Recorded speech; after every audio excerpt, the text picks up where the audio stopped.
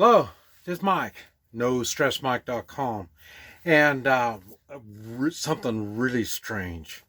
Uh, I was born and raised here in Topeka, and I went to a stout school from first grade to sixth grade, and so now they're closing the school, and so they had today. You can go in and they showed some pictures of some of the classes from before, and the teachers were there and stuff like that. And so uh, I was asking, trying to find out, what was going on. I mean, it was kind of interesting.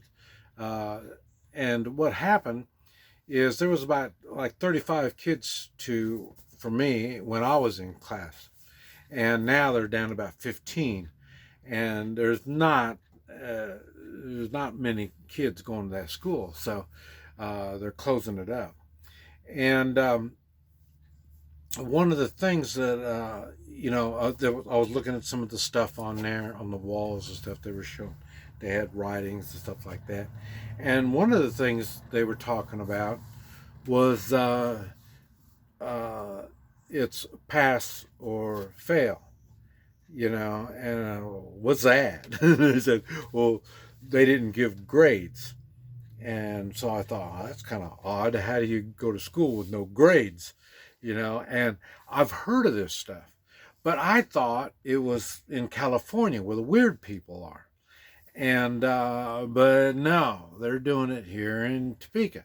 And no surprise, but it made me start thinking. And then they had a video, they were showing a video in the auditorium, and I was watching that, and it had showed a picture of it was the hallway, and the camera was there, and all the kids were coming down the hallway, and they were just just having fun, and the teachers and everybody's just having fun, and it's grade school, so, and I thought, I don't quite understand.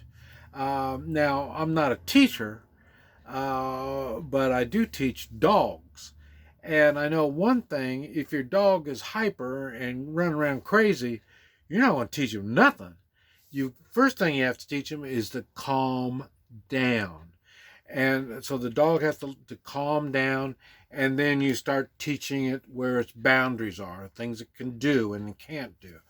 And so when you're seeing all these kids running around, I was thinking, oh, how are you going to teach these kids when they're like that? I mean, what's the story, And I couldn't get any direct answers. But I knew there was something had to be wrong on, you can't have, when I was going there, it was two kids and you hold on to the other kid's hand, and then you're in line with all these other kids, and that's how you go down the hallway when you're going to the auditorium, or you're going to go out and on a field trip or whatever. You're always like that buddy system. How complicated can this be? I mean, some way or another they need to, we as kids got to know what our limitations are, and it's a little different with them. And with me, remember, I'm dyslexia. So it was very difficult for me to read. It was very, very, very difficult in grade school. And the one thing that was kind of tough is, I must be stupid, if I can't read, So that was a tough one from the other kids and stuff. And what I was they have a guard on the streets when you go across the street to come to the school, and you carry the sign that says stop, and so then you stand there in the street with stop, and then the kids can cross the road, and you get off the other road, and then cars can go again.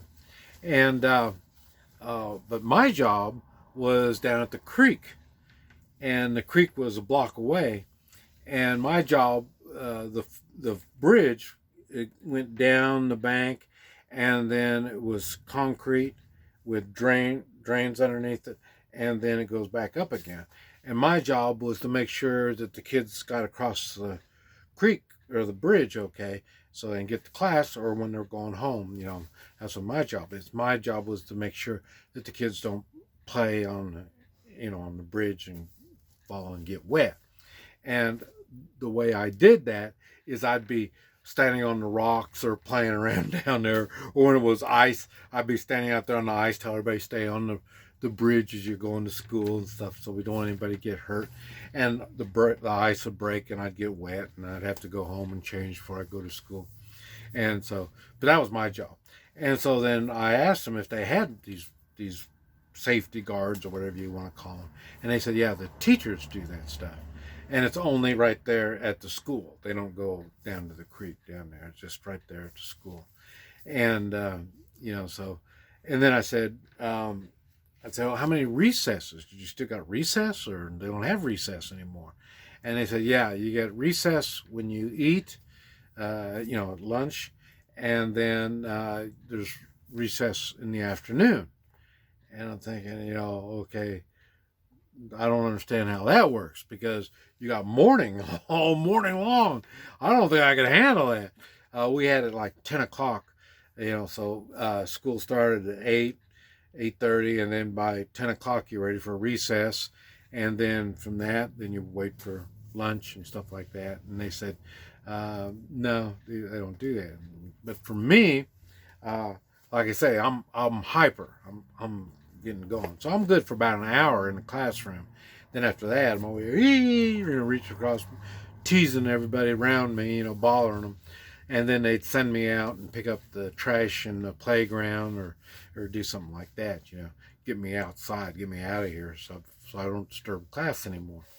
And then they said what they do is they get a backpack, and it's got books in it, and then they have you take them down to the principal's office, and then they'll put books in there and then have you walk back, and then that normally gets them tired, and I thought, wow, are the kids that dorky that something like that would make them tired, so, but anyway, it was like that.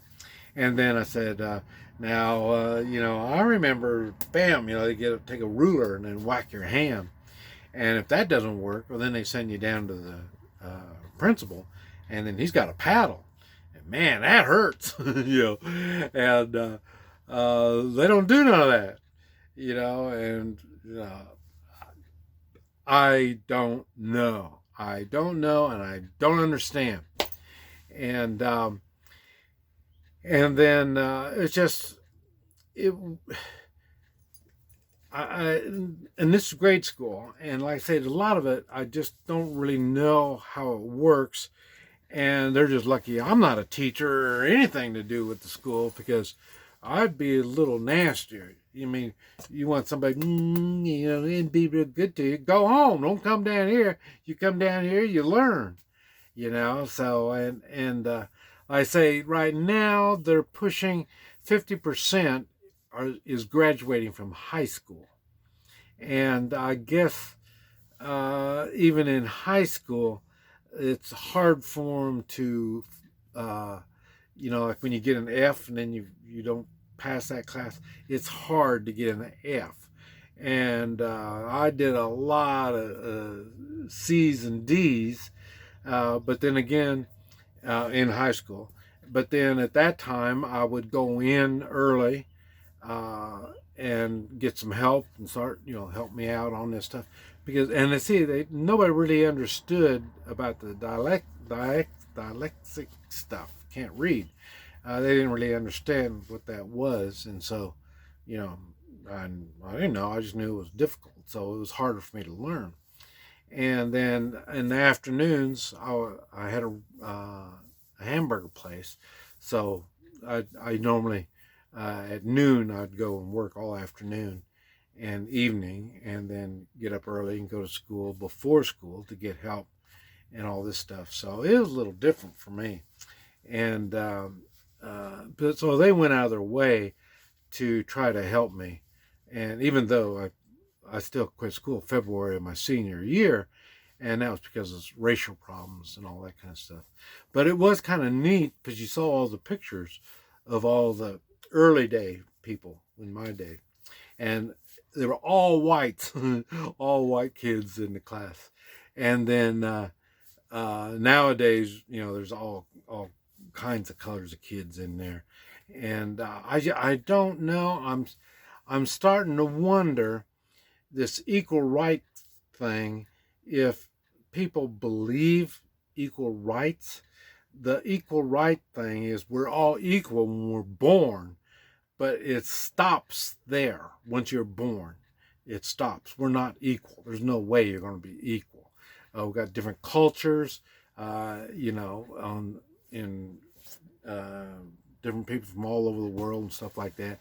So, and some are more thoughtful about being smart, and some aren't so thoughtful on that kind of stuff. So, it's hard to believe, and that's making me think this may be the reason why we're getting so many unqualified people of jobs of authority. So that might be one of the problems that's happening. And I've noticed that I've been watching the movies and stuff, and I see, man, before I remember they used to have a woman and a black guy all the time, no matter what you have a group, you're going to have a woman and a black guy in there. And now these women and these black guys are the leaders, and you might find one or two white guys in the bunch.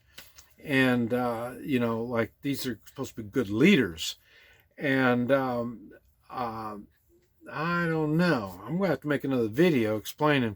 I was talking to a lady that she's my age, and boy, she all the time she keeps talking about equal rights, and she don't understand anything that's going on.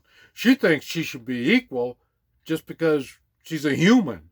You know what I mean? Well, if you're stupid, how do you expect to be equal to somebody that's smart? And that's why you hear me talk about stupid people in my videos a lot, because like I say, I've got to deal with all kinds, and I really don't care.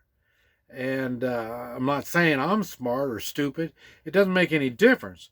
But the thing is, don't tell me that you're supposed to be equal to me, or I need to be equal to you. I'm me and you are you. You know what I mean? So take personal responsibility. And I don't think this is something that is taught in schools. This is Mike, NoStressMike.com.